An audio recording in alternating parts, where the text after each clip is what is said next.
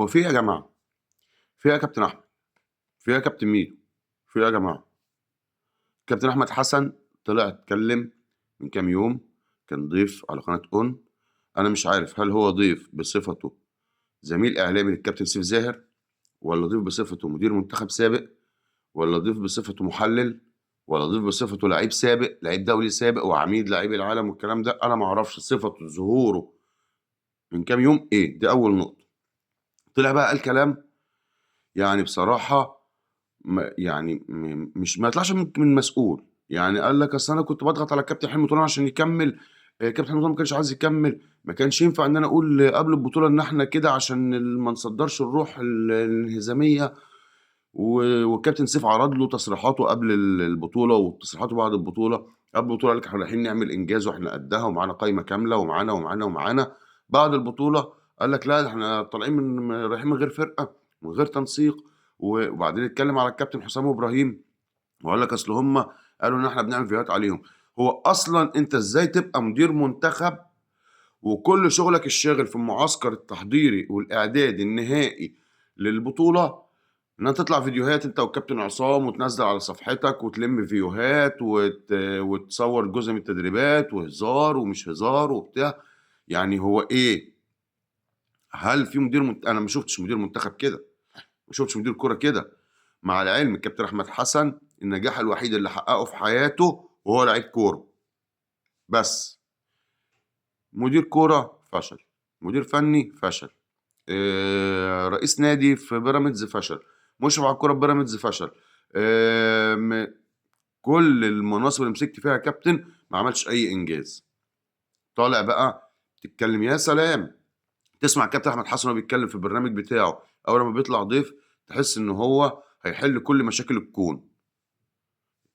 نفس الكلام على الكابتن ميدو. خد منه بقى عبارات والفاظ وكمبريشن وبص، خد منه كل حاجه.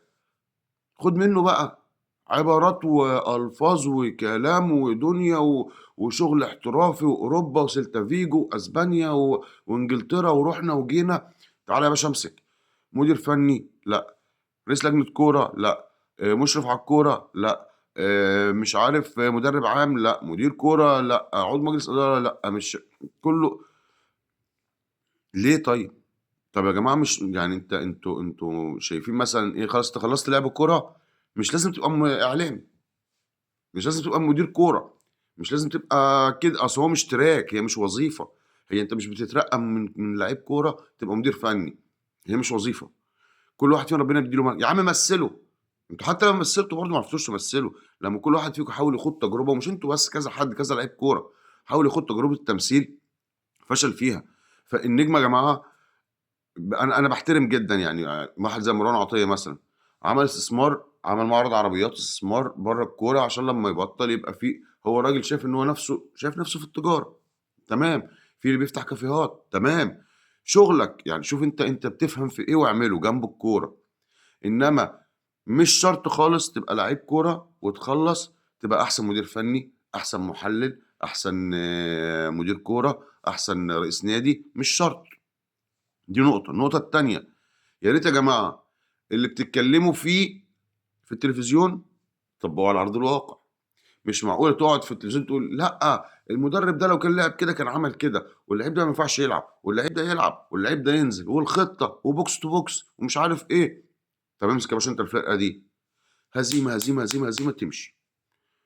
طب انت مش عاجبك القرارات الإدارية، امسك يا باشا مدير كورة، طخ طخ طخ تمشي. هو ده الملخص. فيا كابتن احمد حسن بعد اذن حضرتك حدد انت عايز ايه من الحياه واشتغله، لان 50 شغلانه والنتيجه صفر ده مش حلو. انت حتى هذه اللحظه عايش على احمد حسن العميد اللي كان بيلعب في تركيا، نجم منتخب مصر. نفس الكلام كابتن ميدو. النجاحات بعدها ايه؟ مفيش.